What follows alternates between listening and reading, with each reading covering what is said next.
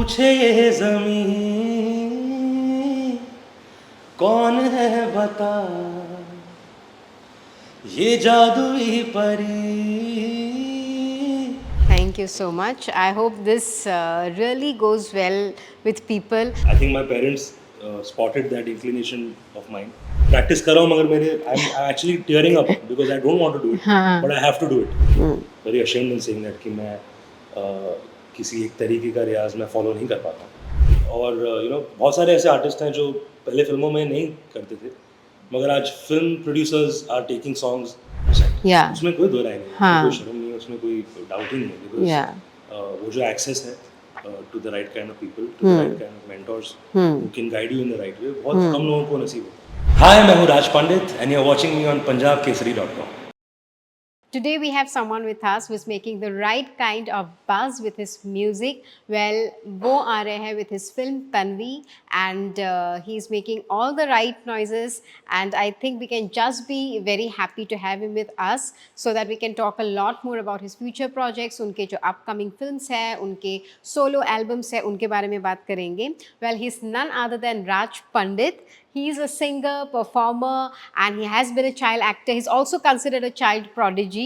Well, hailing from Kashmir and also from a filmy background. His mother is a noted singer, father a noted filmmaker. I think you have seen best of both worlds. Absolutely. है ना? हाँ. So I think we will, the whole interview we can start with that setting in mind. Sure. And let's draw the parallel of how you feel to be a part of the industry, as well as you have also experienced something in the real world जो भी हुआ है आप लोगों के साथ, जो भी मतलब connected to Kashmiris and all. So yeah, so let's start with it. But because music is your first love, if I'm not wrong, it's your first passion, है ना? तो उसके बारे में जानते हैं कि how did it start? Like how did this passion develop as a child? Growing up, like you said, my mother is a Kashmiri folk singer. Yeah. Neerja Pandit. Yeah. तो मैं उनके आसपास हमेशा मेरे आसपास म्यूज़िक रहा है as a very young kid. और जो म्यूजिकल इंस्ट्रूमेंट्स होते थे those used to be my toys at one point. Okay. तो I think my parents spotted that inclination of mind कि Obviously. इसको म्यूजिक में इंटरेस्ट है और इसको there is a rhythmic sense that he is showing at such a young age. मैं 2-2.5 साल का था. I used to play instruments. Oh, what kind of instruments mostly? तो हमारी कश्मीरी जो वेडिंग्स होती है उसमें जो म्यूजिकल नाइट होती है वो बहुत बहुत इंपॉर्टेंट होती है. मेहंदी रात जो होती है, Okay. तो वहाँ पर हम एक सारे जो फैमिली होती है वो एक ग्रुप में बैठकर भी सिंग आर फोक सॉन्ग्स. और जो रिदम इंस्ट्रूमेंट होता है उसको तुमक नारी बोलते हैं. तो इट्स कॉल्ड तुमक नारी.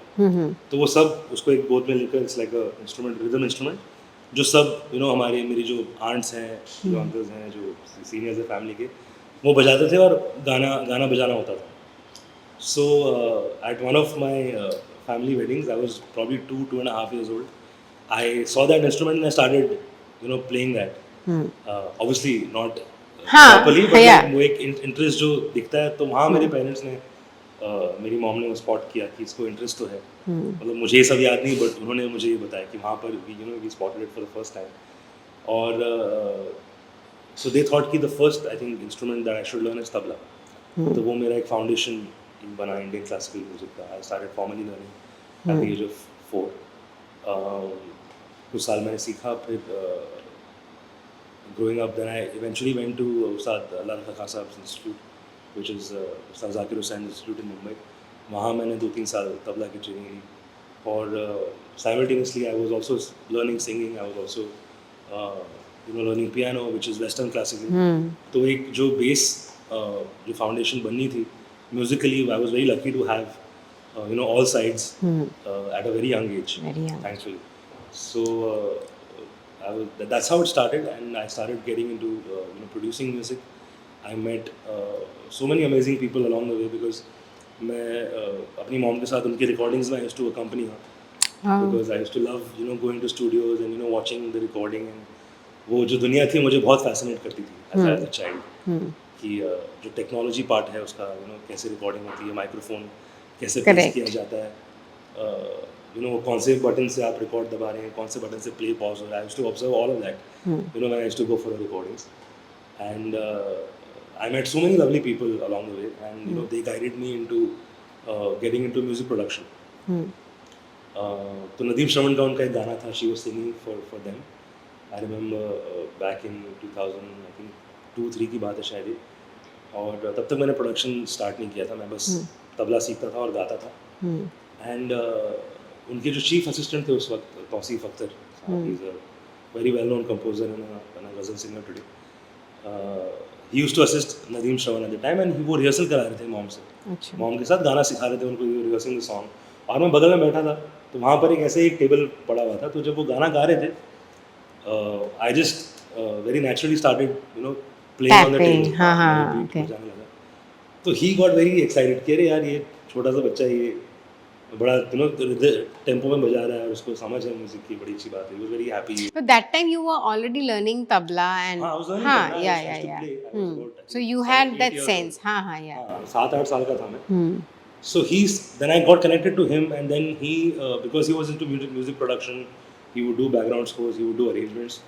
So then he guided me to start learning piano as well, ताकि वो western classical influence भी जो training होती है, formal training, you start notation music आपको पढ़ना आना चाहिए if you want to become a composer correct, or a singer. वो music theory बहुत ज़रूरी है जानना. And then he also eventually got me into music production. तो उनसे मैं कुछ बेसिक्स मैं सीखता था, फिर मैं खुद जाके अपने आप ट्राई करता था. I to make tracks and then I to play it to him and then he would give me feedback. और साथ साथ में स्कूलिंग भी चल रही थी.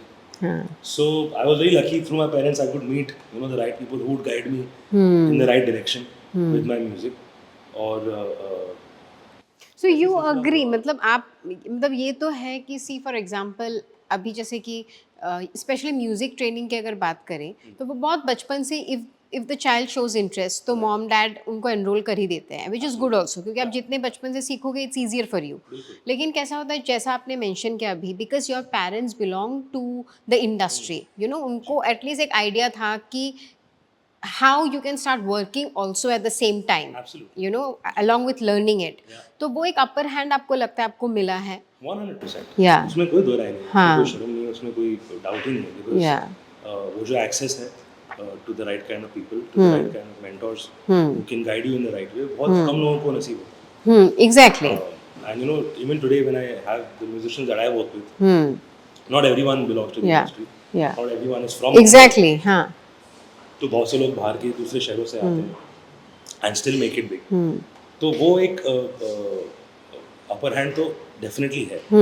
मगर we were always taught by our parents that both me and my sister that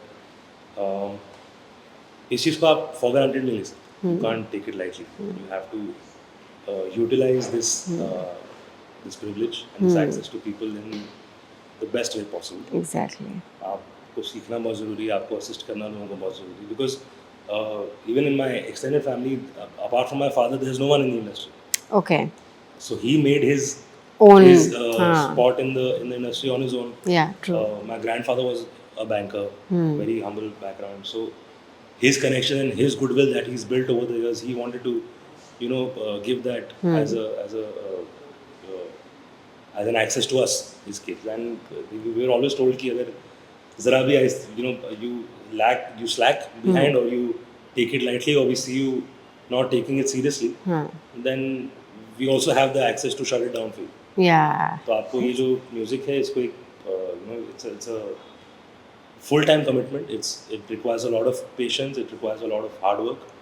Because they've been through the drill, they knew that Yeah. कि ये problems आपके सामने आएंगी, तो आपको तैयार रहना है उसके लिए. So that means your parents are like, they have given you a reality check also. 100%. हाँ. Absolutely. कि मतलब ऐसा मत समझो कि हम हैं तो you just take it for granted. बिल्कुल भी. हाँ. वो फीलिंग बिल्कुल भी नहीं थी because that reality check kept coming every day. Yeah. तो And that's important. Absolutely. Yeah. वो discipline शुरू से ही चाहे वो when I was learning tabla, मैं जो daily रियाज का 30 minutes होता था, my mom would make sure I do that. Yeah. भले मेरा मन ना हो, as a kid you want to go out play cricket.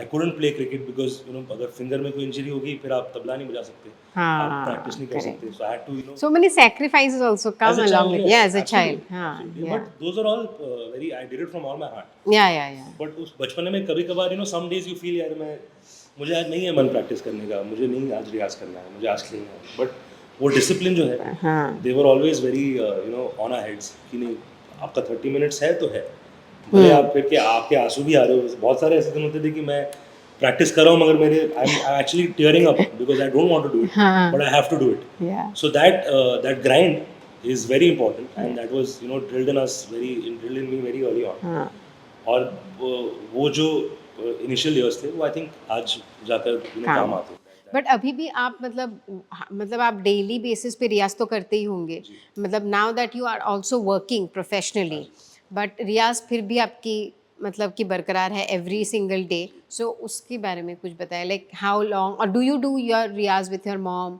और कुछ ऐसा?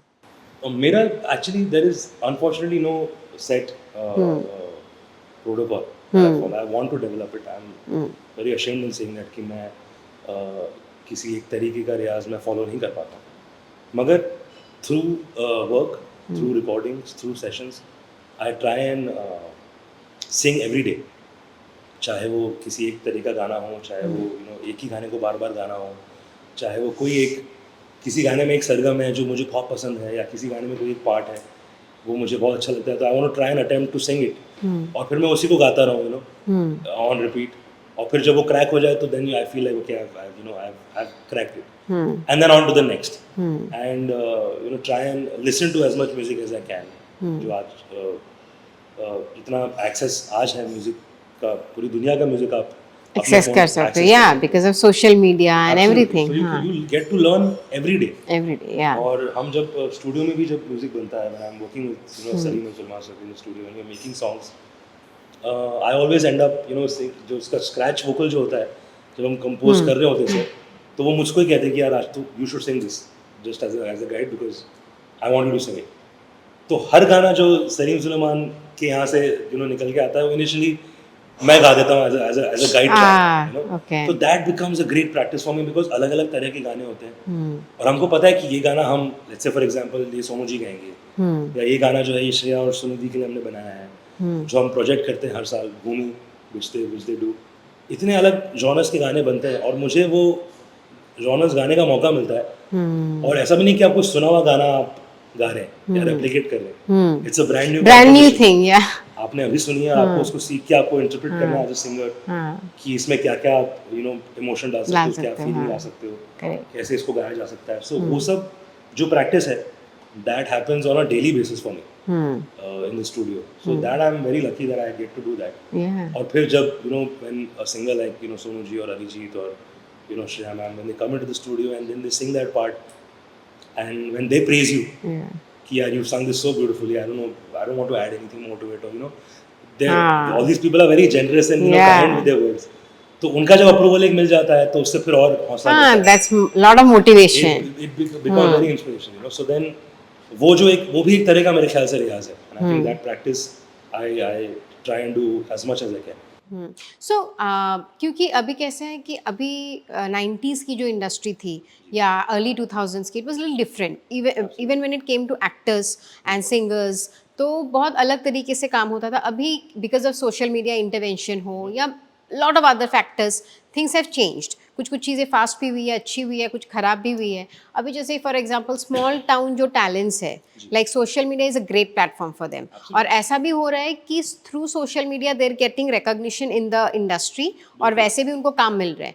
तो हाउ डिफ़िकल्ट और ईजी डू यू थिंक, क्योंकि उस टाइम पे भी मान लीजिए अगर कोई टैलेंट होता भी था, लेकिन सोशल मीडिया जैसी चीज़ें नहीं होती थी और हर किसी के पास कॉन्टैक्ट्स नहीं होते थे. लेकिन अभी कैसे, even if you are like an auto rickshaw driver but you are talented, you can still put videos and you can still be recognized. That's the power now. लेकिन आपको लगता है कि are those kind of people जिनको अभी social media में जो sensation है, singers, they are getting their due in the main stream industry? Why not? I think it's a great time. बहुत ही empowering बट time है. आर दे डूइंग इट, या उनके लिए अभी भी बस सोशल मीडिया तक ही सीमित है कि लाइक सोशल मीडिया में तो प्रेस कर रहे हैं लोग, उनको बहुत वाहवाही मिल रही है, may be they have become social media content creator, उनके थ्रू वो पैसा कमा रहे हैं, लेकिन जो मेन स्ट्रीम जैसे प्लेबैक हो गया किसी मूवी में या कुछ ऐसा, उधर तक वो पहुंच पा रहे हैं या नहीं पा रहे, या अभी भी वो बहुत ज़्यादा? I think that's a choice that you make as an artist. बहुत से लोग ऐसे हैं जिनको सिर्फ सोशल मीडिया और अपने कंटेंट क्रिएशन ही करना है, हाँ उनको उनके एस्पिरेशंस नहीं है शायद, जैसे जो कंटेंट क्रिएटर्स जो एक्टिंग में अब ट्रांसलेट हो गए, ट्रांसफर हो गए, done web series and films या and big projects, that is because they chose to, या उनका वो हमेशा से सपना But there's also a slight upper hand they get from people, like who are just auditioning or who are just, like कि मुझे एक scope चाहिए. Like music industry में भी ऐसा होता होगा. They go to music labels and they're like, I have this composition. Can you just hear me out? क्योंकि वो 90s 2000s में ऐसा होता था. Right. तो they're still not taking the route of social media. तो वैसे लोगों के लिए थोड़ा journey तो difficult है आज भी. But बट वही है ना कि आपको सोशल मीडिया का एक्सेस तो हर एक के पास है, तो अगर So you feel कि अगर है आप में talent, you should utilize so that you can come into focus. It's a great time, because आज के टाइम में आपको किसी बड़े स्टूडियो की भी जरूरत नहीं है to record a song, today's time it's become so easy, it can just be a raw video on your phone, perform your music और यू सिंग, और even acting wise it's become so easy to reach people, Yeah. और उसमें से क्या work करे क्या नहीं वो तो अब नसीब के ऊपर है, everything has its own destiny, but जितना एक्सेस कंटेंट क्रिएटर्स को है उतना ही जो किसी- कंटेंट क्रिएटर्स नहीं बने नहीं उनको भी है. है So exactly. it's a choice you have to make, and if you want to reach people directly, it's totally in your hands. हाँ. There's nobody controlling it, luckily.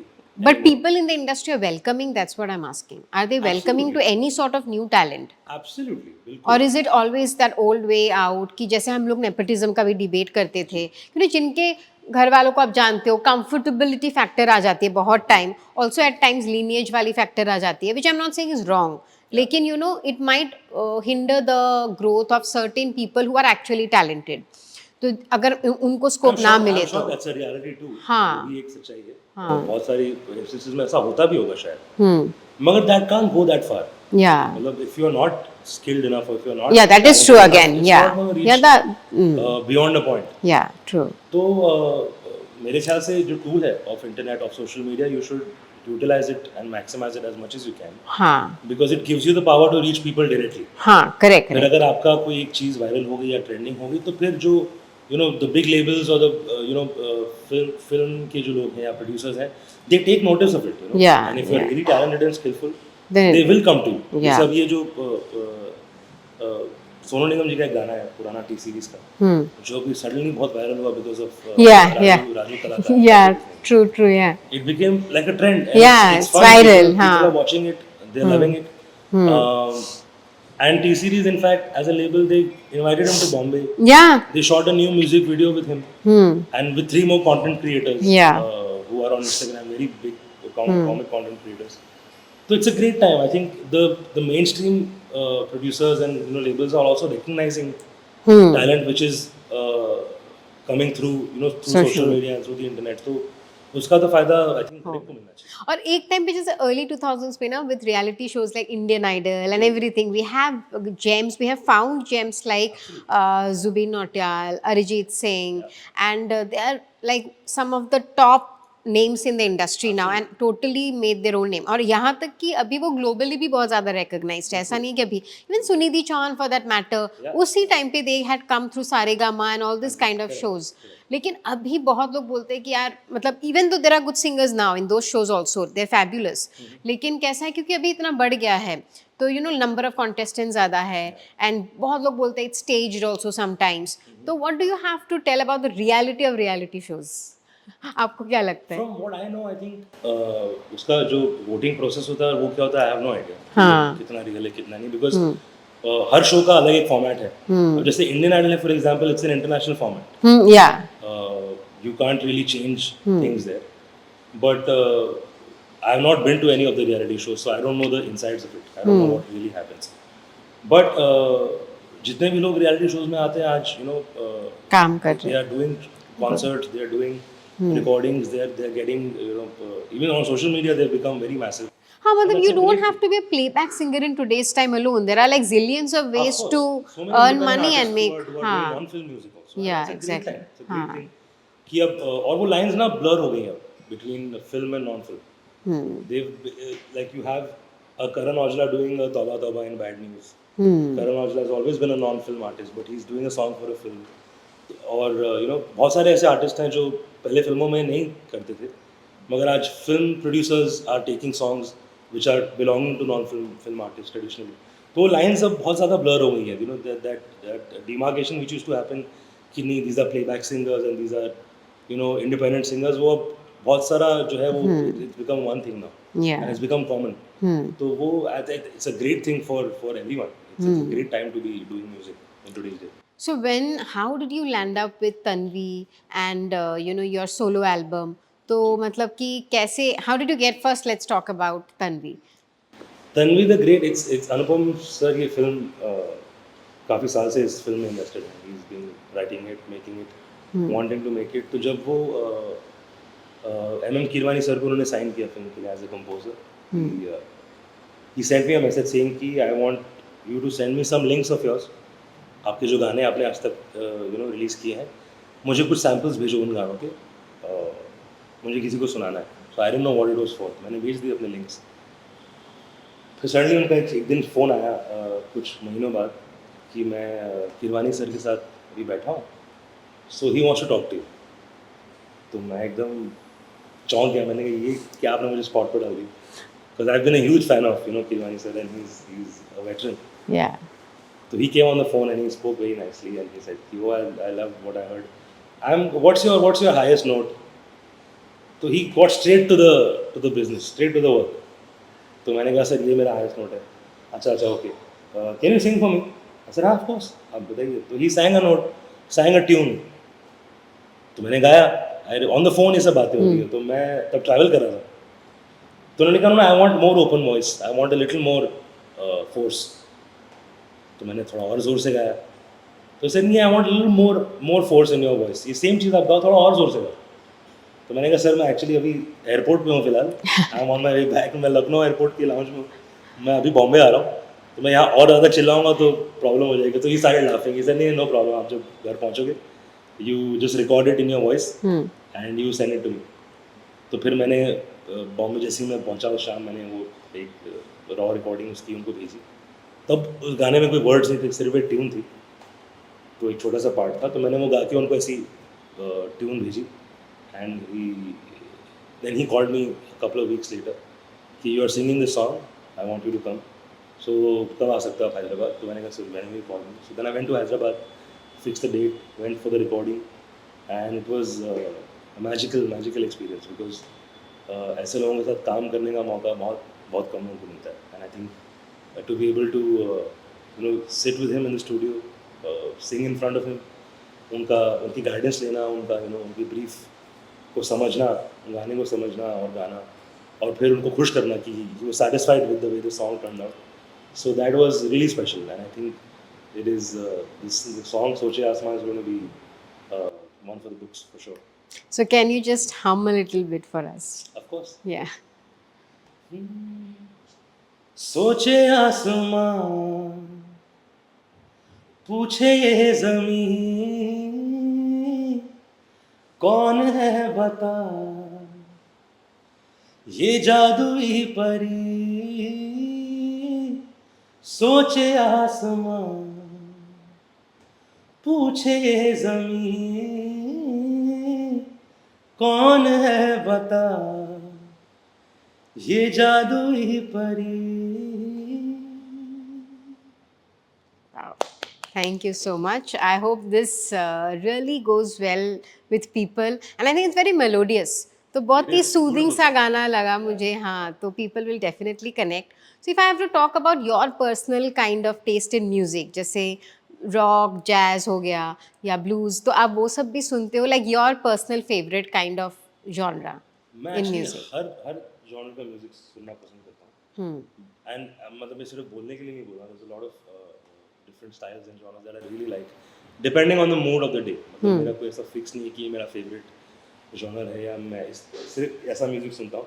Because I think because I always wanted to be a music producer and composer also, I wanted to listen to all kinds of music. और मुझे हमेशा ये कहा गया कि आप जितना सुनोगे उतना आप सीखोगे.